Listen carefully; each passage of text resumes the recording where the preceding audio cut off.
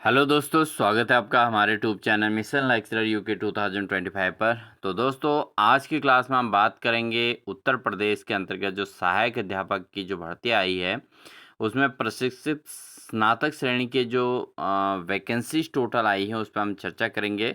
और साथ ही साथ बात करेंगे दोस्तों, हमारे इस जो ये वैकेंसीज निकली हैं ये हमारे लिए उत्तराखंड के अभ्यर्थियों के लिए कितना यूज़फुल हैं और क्या इसमें किस तरीके से फॉर्म अप्लाई कर सकते हैं और कैसे इसमें सिलेक्शन लिया जा सकता है। तो इन सभी पॉइंट्स पर हम इसमें चर्चा करने वाले हैं दोस्तों। तो इससे पहले आपसे रिक्वेस्ट है दोस्तों, अगर आप चैनल पर नए हैं तो चैनल को सब्सक्राइब कर लें, बेल आइकन दबाकर ऑल नोटिफिकेशन ऑन कर लीजिएगा, क्योंकि आपको इसी प्रकार की विशेष अपडेट्स हमारे चैनल के माध्यम से देखने को मिलेंगी। तो दोस्तों, आपने देखा होगा यूपी के अंतर्गत उत्तर प्रदेश के अंतर्गत एलटी यानी कि टीजीटी की जो है बहुत सारी वैकेंसीज अभी निकली हैं। हालांकि दिखने में ये वैकेंसी बहुत अधिक हैं दोस्तों, जहां पर उत्तराखंड के कंपेयर में अगर यूपी का क्षेत्रफल देखा जाए तो काफ़ी बड़ा है। तो उस आधार पर जो है ये वैकेंसीज का रेशियो बहुत कम है। और फिर उसके अलावा अभ्यर्थियों को ये भी देखना चाहिए कि इसमें किस प्रकार के पदों पर किस प्रकार का जो वैकेंसीज का अनारक्षित वैकेंसीज हैं वो कितनी हैं। ठीक है, जो अभ्यर्थी तो यूपी से बिलोंग करते हैं तो उनको तो सभी प्रकार के जो है आरक्षण का लाभ मिलेगा, लेकिन जो उत्तराखंड के अभ्यर्थी जो इसमें अप्लाई करेंगे वो केवल अनारक्षित पदों के लिए अप्लाई कर सकेंगे। ठीक है, तो हम इसमें पद वाइज जो है इसमें चर्चा करेंगे, साथ ही अप्लाई कैसे करना है, क्योंकि सबसे बड़ी बात है कि इसमें अप्लाई कर सकते हैं आप बहुत आसानी से अगर आप प्रिपरेशन कर रहे हैं। जॉब आपको ऑल इंडिया में अगर आपके नियर अबाउट यानी कि हमारा तो नियरेस्ट है यूपी, तो यहाँ पर जो है आप समझ सकते हैं उत्तराखंड का पड़ोसी है। तो एटलीस्ट जो है यूपी में भी अगर जॉब मिल जाती है स्टार्टिंग में तो कोई ऐसी दिक्कत वाली बात नहीं रहेगी। ठीक है, आपकी तैयारी का कहीं न कहीं आपको जो है 80% उसका लाभ मिल जाएगा। आप एक श्योर जॉब वहाँ पर ले लेंगे और उसके बाद जो है फिर उत्तराखंड के फॉर्म अप्लाई करके आप उत्तराखंड में भी जॉब ले सकते हैं। तो जॉब लेने की बात तो कॉन्सेप्ट आपके माइंड में क्लियर हो गया होगा कि आप फॉर्म इसमें अप्लाई करना चाहिए। दूसरी बात है, इसमें जो फ़ीस है वो फ़ीस भी ज़्यादा नहीं है, 100 रुपये यहाँ पर आवेदन शुल्क है। तो ये भी बहुत आसान काम है, इसमें भी कोई ज़्यादा कठिनाई नहीं आने वाली है। अब बात करते हैं दोस्तों, जो फॉर्म के हिसाब से पदों की जो संख्या दिख रही है, क्या वास्तव रूप से उत्तराखंड के अभ्यर्थियों के लिए उतने पद हैं या नहीं है? तो दोस्तों यहाँ पर हम बात कर लेते हैं। सबसे पहले बात करेंगे यहाँ पर हिंदी की दोस्तों। ठीक है, तो हिंदी सब्जेक्ट की अगर हम बात करें, टोटल यहाँ पर पुरुष शाखा के अंतर्गत जो वैकेंसीज आई हैं, तो वो जो है दोस्तों हिंदी में 568 पद यहाँ पर टोटल दिए गए हैं। अगर हम अनारक्षित की बात करें तो 230 हैं। तो यानी कि जो उत्तराखंड के जो अभ्यर्थी इसमें अप्लाई करेंगे, उनके लिए केवल 230 पदों के हिसाब से उनको अप्लाई करना है और उसमें भी उत्तराखंड के लिए कुछ परसेंट सीटें यहाँ पे देखने को मिलेंगी। ठीक है दोस्तों, तो बहुत ज़्यादा आप ब्रॉड मत समझिए, लेकिन यह है कि जितना अधिक वैकेंसी निकली हैं उसके हिसाब से जो है हम अप्लाई करेंगे तो ज़्यादा से ज़्यादा लोगों का सिलेक्शन हो पाएगा। इसके अलावा अंग्रेजी में दोस्तों यहाँ पर 540 टोटल वैकेंसीज हैं, लेकिन यहाँ पर 217 जो है अनारक्षित हैं। इसके अलावा गणित में 226 अनारक्षित हैं। विज्ञान में 308 हैं दोस्तों, क्योंकि आरक्षण वाले सेक्शन को आपने नहीं देखना है, क्योंकि ये केवल यूपी के अभ्यर्थियों के लिए लागू होगा। ठीक है, उसके अलावा अगर हम बात करें दोस्तों, यहाँ पर विज्ञान के लिए 308 पद हैं। सामाजिक विज्ञान में 226 पद, जीव विज्ञान में 76 पद। इसके अलावा जो कला है, कला विषय में 154 पद हैं दोस्तों। संस्कृत के अंतर्गत टोटल 38 पद हैं। संगीत के अंतर्गत 22 पद हैं। और इसके अलावा अगर हम बात करते हैं तो यहाँ पर उर्दू उर्दू के अंतर्गत दोस्तों यहाँ पर 43 यानी कि 43 पद हैं। गृह विज्ञान के अंतर्गत 86 हैं। वाणिज्य के अंतर्गत 15 पद हैं। शारीरिक शिक्षा के अंतर्गत 82 पद हैं। कृषि में 8 पद हैं। कंप्यूटर में 241 पद हैं दोस्तों। कंप्यूटर में तो सब हाईएस्ट इसी में है। ठीक है, तो इतने पद जो है इसके अंतर्गत हैं, तो टोटल मिला के अनारक्षित की अगर हम बात करें 1972 पद हैं। टोटल हो गया 1972 पद दोस्तों। ठीक है, अब ये देखा जाता है दोस्तों कि अधिकांश स्टेट्स के लिए अगर कोई अन्य स्टेट का अप्लाई करते हैं तो वहाँ पर 5% का होता है कोटा। ठीक है, तो अगर आप 1972 को अगर मान के चलें, 2000 मान के चलें, तो 5% अगर हम इसमें निकाल दें इसका, तो एटलीस्ट आपको 100 पद जो है अदर स्टेट के लिए इसमें एप्लीकेबल हैं। मतलब 100 पद इसमें जो है अदर स्टेट के अभ्यर्थियों के लिए टोटल बनते हैं। अब वो 100 पदों का क्या होगा दोस्तों कि आप इसमें से सोचिए कि इस टोटल में से 100 पदों पर जो है अलग-अलग विषयों में डिस्ट्रीब्यूशन होगा और उसके आधार पर यहाँ पर उत्तराखंड के अभ्यर्थी उसमें सिलेक्शन ले पाएँगे। ठीक है? तो अच्छी मेरिट लाने पर हाईएस्ट मेरिट की श्रेणी में आने पर 1-1, 2-2, 3-3, 4-4 वैकेंसीज आपको जो है हर विषय में यहाँ पर देखने को मिल सकती है। यानी कि 100 अभ्यर्थी लगभग इसमें उत्तराखंड के जो है अच्छा स्कोर करके मैक्सिमम स्कोर करके अपनी जगह बना सकते हैं। ठीक है? तो ये कॉन्सेप्ट आपका क्लियर हो गया होगा कि आपके पास यहाँ से इस स्ट्रेंथ को आपने नहीं देखना है कि भाई यहाँ तो इतनी सारी वैकेंसी आई हैं यूपी में और हम आवेदन करेंगे तो हमारा सिलेक्शन श्योर है, ऐसा नहीं सोचना है।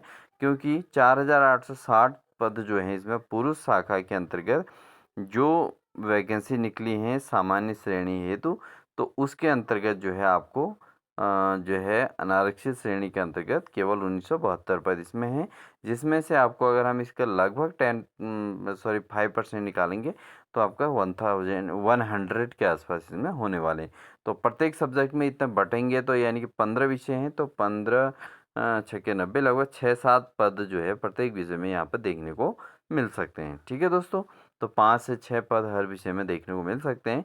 तो आप जो है 5 से 6 पदों में अपना सीट फिक्स करने के लिए प्रयास कर सकते हैं। क्योंकि उत्तराखंड में दोस्तों क्योंकि हमारे जो पदों का जो रेशियो है वो काफ़ी नीचे रहता है, बहुत ही कम पद निकलते हैं।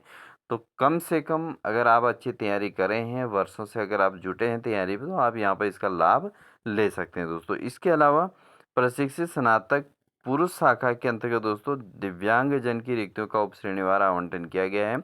और अगर हम यूपी के कैंडिडेट्स की बात करें, क्योंकि हमारे चैनल के माध्यम से दोस्तों आपको यूपी के कैंडिडेट की भी इन्फॉर्मेशन मिलती है, तो यूपी के कैंडिडेट्स के लिए सारी चीज़ें इसके अंतर्गत बहुत सारी चीज़ें जो वैकेंसीज और आरक्षण का जो लेवल है, वो सारी चीज़ें यूपी के अभ्यर्थियों के लिए हैं। तो यूपी के अभ्यर्थी जो है इसमें 4860 पद जो टोटल आए हैं सबके लिए एप्लीकेबल हैं। तो उनके लिए जो है ये वैकेंसीज काफ़ी जो है अभी जो है 7 साल बाद ये वैकेंसी निकली है दोस्तों। कहीं न कहीं ये जो है एक बहुत बड़ी जो है अभी बहुत बड़ा मौका उन अभ्यर्थियों के लिए है दोस्तों, ठीक है? अब हम बात करते हैं कि फॉर्म अप्लाई कैसे करते हो? तो यहाँ पर उत्तराखंड के अभ्यर्थी को भी ट्राई ज़रूर करना चाहिए दोस्तों, क्योंकि लॉन्ग टाइम से अगर कोई अभ्यर्थी तैयारी कर रहा हो तो बहुत आसानी से इसमें सिलेक्शन ले पाएगा। और बात करते हैं इसमें क्या सिलेबस है और क्या इसमें प्रोसेस है फॉर्म अप्लाई करने की, तो इस पर हम चर्चा करते हैं। हालांकि आप सभी लोग नोटिफिकेशन देख चुके होंगे, लेकिन कहीं न कहीं आपको हर व्यक्ति के द्वारा जो नोटिफिकेशन से रिलेटेड जो जानकारी होती है वो अलग-अलग तरीके से देखने को मिल सकती है। इसलिए आप इस पूरी जानकारी को जो है अपडेट कर सकते हैं दोस्तों और स्टडी सुन सकते हैं बहुत अच्छे तरीके से। इसके अलावा अगर हम बात करें तो दोस्तों यहाँ पर आप देख सकते हैं कि सबसे पहले आपको तथ्य बता देते हैं कि अगर आप उत्तर प्रदेश के राज्य के मूल निवासी नहीं हैं तो उन्हें आरक्षण आयु में छूट का लाभ अनुमन्य नहीं है। तो किसी प्रकार की जो है आरक्षण और आयु में जो है किसी प्रकार का लाभ अनुमन्य नहीं है, ये इन्होंने साफ साफ लिखा है। यानी कि अदर स्टेट अप्लाई तो कर पाएंगे, सब कुछ होगा, सारी प्रोसेस होगी, बट किसी प्रकार के आरक्षण की बात यहाँ पर नहीं कही गई है। तो इसीलिए मैंने आपको साफ-साफ क्लियर कर दिया दोस्तों कि आपके लिए 1972 पद इसके अंतर्गत हैं। 1972 में भी बहुत सारे स्टेट्स जो है केवल 5% की यहाँ पर बात करते हैं। हालाँकि इस विज्ञापन में कहीं पर 5% का ज़िक्र देखने को नहीं मिला है। ठीक है दोस्तों? तो इसलिए जो है आप ये मान के चलिए 5% सीट पर ही आपका सिलेक्शन है। यानी कि आप लगभग 100 सीटें इसमें मान के चलिए प्रत्येक सब्जेक्ट में मिलाकर टोटल। तो इस चीज़ का है। अब हमको फॉर्म भरना कैसे है इस पर हम बात करते हैं। तो इसमें जब फॉर्म अप्लाई करेंगे तो दोस्तों यहाँ पर जो है ऑनलाइन आवेदन करने से पूर्व अभ्यर्थी को ओटीआर पंजीकरण कर ओटीआर नंबर प्राप्त करना है और उसके बाद ओटीआर नंबर मिलने के बाद जो है इसको जो है ऐसे अभ्यर्थी जिन्होंने ओटीआर नंबर प्राप्त नहीं किया हुआ ऑनलाइन आवेदन करने के 72 घंटे पूर्व आयोग की वेबसाइट पर जो है ओटीआर नंबर प्राप्त कर सकते हैं, ठीक है? और ओटीआर नंबर प्राप्त करने के उपरांत ही आयोग की वेबसाइट https जैसे uppsc.up.nic.in पर ऑनलाइन आवेदन सबमिट किया जा सकता है। तो पहले तो आपको otr.pariksha.nic.in पर जाके जो है आपको OTR नंबर लेना है और उसके बाद ये जो है uppsc.up.nic.in पर जो है इसमें जो है फॉर्म अप्लाई करना है और उसके बाद जो है फ़ीस का भुगतान के आपके कॉलम आगे को खुलते रहेंगे ठीक है। तो ये आपको जो है इसमें कोई ज़्यादा दिक्कत नहीं आने वाली है, फॉर्म को आप बहुत आसान से फिलअप कर पाएंगे और साथ ही दोस्तों इसमें जो है आपने सारी चीज़ें अपनी जो है जो भी सत्यता है वो कॉन्सेप्ट को सारा पूरा क्लियर सत्य भरना है। और साथ ही दोस्तों अगर हम बात करेंगे कि इसमें जो आवेदन की अंतिम तिथि की हम बात करें कि आवेदन जो है परीक्षा ऑनलाइन परीक्षा शुल्क बैंक में जमा करने और आवेदन करने की तो 28/7 से है दोस्तों, कल से इसके आवेदन स्टार्ट हो चुके हैं। ठीक है, 2 दिन हो चुके हैं इसके आवेदन स्टार्ट हुए और साथ ही इसमें जो है परीक्षा शुल्क बैंक में जमा करने ऑनलाइन ऑनलाइन आवेदन स्वीकार करने की जो अंतिम तिथि है वो 28/8 है, यानी कि 1 महीने का पूरा टाइम है आपके पास फॉर्म भरने का। ठीक है, और परीक्षा शुल्क जमा करने का। ऑनलाइन प्रस्तुत आवेदन में सुधार, संशोधन और शुल्क समाधान की अंतिम तिथि दोस्तों यहाँ पर 4/9 तक रखी गई है। ठीक है, तो 1 महीने के अंतर्गत आपने फॉर्म बहुत आसानी से फिल इसमें कर सकते हैं। अब बात करते हैं दोस्तों यहाँ पर फीस का, जहाँ तक फीस की बात है तो यहाँ पर फीस बहुत ठीक रखी गई है। अनारक्षित के लिए दोस्तों यहाँ पर रखी गई है 100 रुपये का आवेदन शुल्क है, बाकी प्रोसेसिंग फ़ीस 25 रुपये है। तो 125 रुपये टोटल फ़ीस है। तो एक जिस तरीके से एक बेरोज़गार अभ्यर्थी होता है उस हिसाब से 125 रुपये जो है ठीक है। मतलब ऐसा नहीं कि 500 रुपये फ़ीस भरनी है, ये भरना है वो भरना है, तो बहुत ज़्यादा वो नहीं है, कम है। अगर आप फॉर्म भर लेंगे तो इन फ्यूचर माना आप किसी कारणवश एग्ज़ाम नहीं दे पाए या कुछ नहीं तो बहुत ज़्यादा मलाल आपको नहीं रहेगा कि पैसे बर्बाद हो गए। ठीक है, तो ऐसी स्थिति नहीं रहेगी क्योंकि बेरोज़गारी जब तक जॉब नहीं लगती है दोस्तों, आप जो मतलब वैसे जो हम लोग वैसे पैसे कमा लेते हैं वो अलग बात होती है, लेकिन दुःख होता है अगर इस तरीके से फॉर्म भरने के बाद फिर फॉर्म एग्ज़ाम नहीं दिया जाता। तो इस चीज़ को जो है इस दुःख दर्द को समझ सकते हैं, तो इस स्थिति में यहाँ पर बहुत ज़्यादा दुखद नहीं है, आप फॉर्म अप्लाई कीजिए। अगर आपको उस टाइम तक तैयारी आपकी एक अच्छी खासी मिलती है, आप लगता है कि आप यूपी में जाके अपना सिलेक्शन ले पाएँगे, तो आप हाँ उस एग्ज़ाम को देने ज़रूर जाइएगा। ठीक है, क्योंकि एग्ज़ाम सेंटर भी दूर ही पड़ेंगे दोस्तों, तो उसमें भी इन्वेस्ट होगा, उसमें भी खर्च होगा, आने-जाने में आपका ट्रैवल जो है होगा तो उसमें खर्च होगा। तो आप तब जाना जब आपकी तैयारी एक मज़बूत उसमें लगेगी कि हाँ, मैं उस लेवल पे तैयारी मेरी है और मैं इस एग्ज़ाम को क्रैक कर पाऊँगा। ठीक है? अब जैसे उत्तराखंड के अभ्यर्थी होते हैं, अपने ही ज़िले में सेंटर मिलता है तो बहुत कम मतलब जो भी है फिर भी कम खर्चा लगता है दोस्तों और आप एग्ज़ाम क जो है अटेंड कर लेते हैं। लेकिन वहाँ यूपी अगर एग्ज़ाम देने जाना होगा तो एटलीस्ट जो है आपका एक अच्छा खासा पैसा भी खर्च होगा। तो कहीं न कहीं आपको एक अच्छी प्रिपरेशन के साथ ही वहाँ जाना चाहिए। अदरवाइज़ आप एग्ज़ाम को उस समय स्किप भी कर सकते हैं क्योंकि आपने फ़ीस में बहुत ज़्यादा इन्वेस्ट नहीं हुआ है दोस्तों। ठीक है? तो ये सब कुछ है दोस्तों, क्योंकि परिस्थिति के अनुसार सारी चीज़ें बता रहा हूँ दोस्तों, अदरवाइज़ आप सीधा एग्ज़ाम की अच्छी तैयारी करिए और आप एग्ज़ाम दीजिए, सिलेक्शन भी मिल सकता है। अब यहाँ पर दोस्तों उत्तर प्रदेश लोक सेवा आयोग सहायक अध्यापक परिशिष्ट श्रेणी के अंतर्गत 2025 में प्रवेश के लिए उपयुक्त अभ्यर्थियों का चयन हेतु उत्तर प्रदेश जिलों के विभिन्न परीक्षा केंद्रों पर प्रारंभिक परीक्षा का आयोजन करेंगे और साथ ही दोस्तों इसमें परीक्षा में कुल अंकों के योग के आधार पर इसमें जो है मुख्य परीक्षा यानी कि चयन जो है मुख्य लिखित परीक्षा हेतु इसके आधार पर होगा। परीक्षा की तिथि केंद्र की जानकारी अभ्यर्थी को ई प्रवेश पत्र के माध्यम से अलग से दी जाएगी। तो इसमें आपको ये भी पता होना चाहिए कि एक तो प्री परीक्षा होनी है इसमें और एक मुख्य परीक्षा होनी है। तो मुख्य परीक्षा लिखित होगी जिसमें आपको जो है सिलेबस दिया जाएगा और उसमें लघु उत्तरीय और दीर्घ उत्तरीय प्रश्नों का उसमें समावेश रखा गया है दोस्तों। ठीक है, तो ये आपको पूरा स्टडी करना है। आप लेवल 7 की ये जॉब है, ये आपको सबसे अच्छी बात है, लेवल 7 की जॉब है दोस्तों। आप देख सकते हैं यहाँ पे लेवल 7 की ये जॉब है, 4600 का ग्रेड पे है और 44,900 से लेके 1,42,400 तक ये है और अराजपत्रित ये जॉब है दोस्तों। सर ग्रुप सी के अंतर्गत आएगी। ठीक है, तो ग्रुप सी के अंतर्गत अराजपत्रित है और लेवल 7 की जॉब है। ग्रेड 4600 का बहुत अच्छा है दोस्तों, उत्तराखंड की तरह ही सब कुछ इसके अंतर्गत भी है। लेकिन इसमें सबसे बड़ा प्लस पॉइंट ये है दोस्तों, अगर आपको प्लस पॉइंट की बात करें तो दोस्तों यहाँ पर जो टीटी क्वालिफाइड नहीं हैं उनके लिए भी ये जॉब है दोस्तों। आप यहाँ पर स्टडी देख सकते हैं। यहाँ पर शैक्षिक अर्हताओं की बात कही है, जैसे सहायक अध्यापक हिंदी की बात है। भारत में विधि द्वारा स्थापित किसी विश्वविद्यालय मानित विश्वविद्यालय संस्था से एक विषय के रूप में हिंदी स्नातक और एक विषय के रूप में संस्कृत के साथ इंटरमीडिएट तथा उत्तर प्रदेश संस्कृत शिक्षा परिषद से उत्तर मध्यमा परीक्षा उत्तीर्ण। ठीक है, तो ये होना ज़रूरी है। भारत में एनसीटीई द्वारा मान्यता प्राप्त किसी कोर्स में शिक्षा स्नातक बीएड की उपाधि। तो ये बहुत अच्छा यहाँ पे किया गया कि टीटी का भी इसमें कोई टेंशन नहीं है। तो जिन अभ्यर्थियों का टीटी एग्ज़ाम क्लियर नहीं हो पा रहा है, वो भी इसको जो है इस एग्ज़ाम की प्रिपरेशन करके यहाँ पर सिलेक्शन ले पाएँगे। तो ये बहुत अच्छी चीज़ आपको देखने को मिलेगी। इसके अलावा अधिमानी अर्हताएँ जो हैं ये आपका एनसीसी का बी सर्टिफ़िकेट और ये करके एनएसएस का, ये दोस्तों आपका है एडिशनल।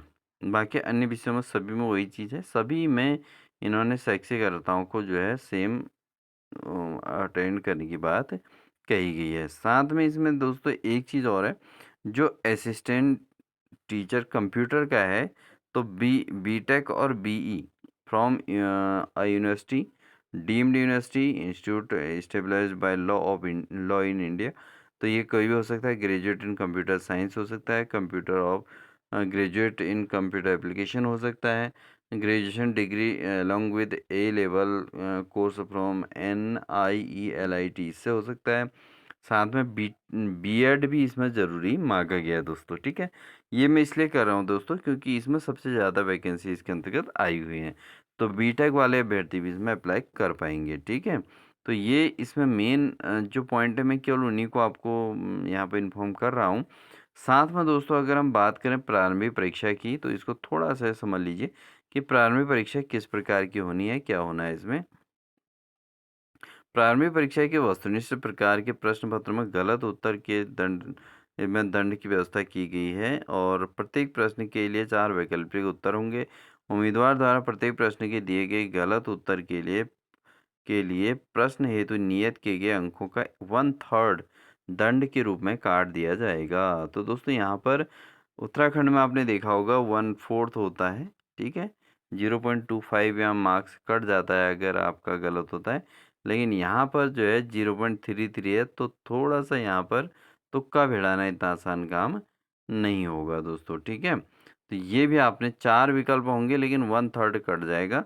तो ये बहुत बड़ा नुकसान है, इस चीज़ को भी आपने समझना है। तो तुक्के भिड़ाने के लिए आप एग्ज़ाम देने मत चले जाना दोस्तों। ठीक है, यहाँ कहीं से कहीं तो उम्मीद नहीं है।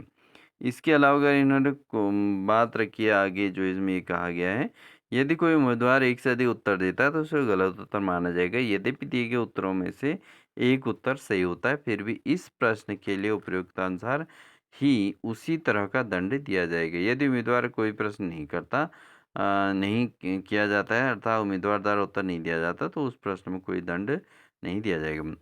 साथ में इन्होंने कहा है कि अनुसूचित जाति अनुसूचित जनजाति के अभ्यर्थियों के लिए न्यूनतम दक्षता मानक यानी मिनिमम एफिशिएंसी स्टैंडर्ड 35% निर्धारित है, और अर्थात इन श्रेणी के अभ्यर्थी यदि प्रारंभिक मुख्य परीक्षा में 35% कम अंक प्राप्त करते हैं तो श्रेष्ठता यानी कि चयन सूची में सम्मिलित नहीं किए जाएंगे। इस प्रकार अन्य श्रेणी के अभ्यर्थी के लिए न्यूनतम दक्षता मानक 40% निर्धारित है।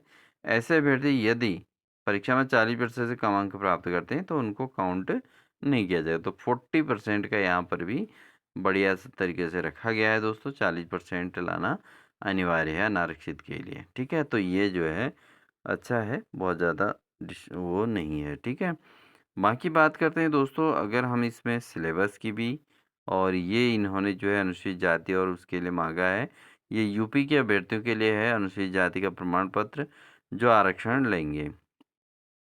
और उसके अलावा आपका जो है ईडब्ल्यूएस का भी यूज़ है इसमें, दिव्यांगजन का भी है। सभी प्रकार के सर्टिफ़िकेट्स की पूरी डिटेल दी गई है, किस तरीके से इसमें सर्टिफ़िकेट बनने हैं। तो इसके लिए आप फुल नोटिफ़िकेशन स्टडी कर सकते हैं, लेकिन हम यहाँ पर थोड़ा उन चीज़ों पे स्टडी करेंगे दोस्तों कि क्या एग्ज़ाम है और क्या इसमें जो है सिलेबस किस प्रकार से होना है। अब बात करते हैं दोस्तों यहाँ पर जो है वैकल्पिक मुख्य परीक्षा जो है सामान्य अध्ययन के अंतर्गत। तो इसमें जो पुरुष महिला परीक्षा योजना प्रथम चरण के अंदर प्रारंभिक में, तो इसमें प्रश्न पत्र वस्तुनिष्ठ प्रकार का एक ही पेपर होगा। प्रश्नों की संख्या टोटल 150 होगी दोस्तों, जिसमें सामान्य अध्ययन के 30 प्रश्न होंगे और मुख्य विषय के जो है प्रत्येक वैकल्पिक यानी मुख्य विषय के रूप में 120 प्रश्न होंगे। तो यहाँ पर ये नहीं सोचना है कि हमारा जो है मुख्य विषय से संबंधित क्वेश्चन इसमें ज़रूर आएँगे और 120 प्रश्न होंगे। कुल अंक दोस्तों यहाँ पे 300 का होगा और प्रत्येक प्रश्न 2 अंक का होगा। समयावधि दोस्तों 2 घंटे की है। तो 2 घंटे में आपने 120 मिनट में आपने 150 क्वेश्चन अटेंड करने हैं दोस्तों। इस चीज़ को आप अपने माइंड में पूरा सेटअप करके चलेंगे, ठीक है? और जो प्रारंभिक परीक्षा में उत्तीर्ण अभ्यर्थी होंगे नियमानुसार द्वितीय चरण के लिए उसमें पार्टिसिपेट कर पाएँगे। अब द्वितीय चरण में जब प्रवेश कर जाएँगे दोस्तों, तो वो क्या होगा कि द्वितीय चरण में आप इस चीज़ को समझिए कि द्वितीय चरण में टोटल एक प्रश्न पत्र होगा, प्रश्नों की संख्या टोटल 20 होगी। 10-10 करके 2 सेक्शन बने होंगे, कुल 200 अंकों का होगा और समयावधि 3 घंटे होगी। अब बात करते हैं खंड अ में, जो 10 प्रश्न होंगे लघु उत्तरीय प्रश्न होंगे, जिनके उत्तरों की सीमा 125 शब्दों में होगी। यहाँ प्रत्येक प्रश्न 8 अंक का होगा। और प्रश्न दूसरा जो है 10 प्रश्न दीर्घ उत्तरीय प्रश्न है, जिसके उत्तरों की संख्या 200 शब्दों में होगी। यहाँ प्रत्येक प्रश्न 12 अंक का होगा, ठीक है? तो ये यहाँ पर रखा गया है दोस्तों। तो सेकंड फेज जो है इस पेपर का, वो है आपका लिखित वाला दोस्तों, ठीक है? तो ये लिखित होना है, मुख्य परीक्षा परंपरागत तरीके से होगी ये परीक्षा। तो ये इसके अंतर्गत मेन बात देखने को मिल रही है। और इसके अलावा दोस्तों बाकी यहाँ पर दृष्टिबाधित जो हैं और दिव्यांगजन जो अभ्यर्थी हैं उनके लिए थोड़ा-सा कुछ अन्य चीज़ें इसमें कही गई, जैसे ब्रेल लिपि वाले हैं, वो वाले हैं। तो ये यहाँ पर कहा गया है।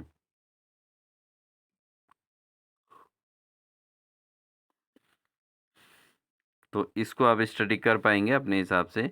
अपने-अपने जिस कैटेगरी में रहते हैं उस हिसाब से आप देख सकते हैं कि आप क्या इस चीज़ में लाभ ले सकते हैं। और उसके बाद ये सिलेबस दिया गया है दोस्तों, जो भूगोल का दिया गया है, अर्थशास्त्र का दिया गया है, ठीक है? ये एसएसटी के लिए, नागरिक शास्त्र का दिया गया है। इसके अलावा साइंस के अंतर्गत आप देख सकते हैं वनस्पति विज्ञान है, रसायन विज्ञान है, बॉटनी, फिजिक्स भी है दोस्तों, ऊपर देख सकते हैं आप पूरा। हीट है, तरंग और दोलन है, प्रकाशिकी है, विद्युत चुंबकत्व है, आधुनिक भौतिकी है, ठीक है? इसके अलावा आप जंतु विज्ञान में जा सकते हैं। गणित का सिलेबस ये देख लीजिए दोस्तों, ये गणित का सिलेबस है।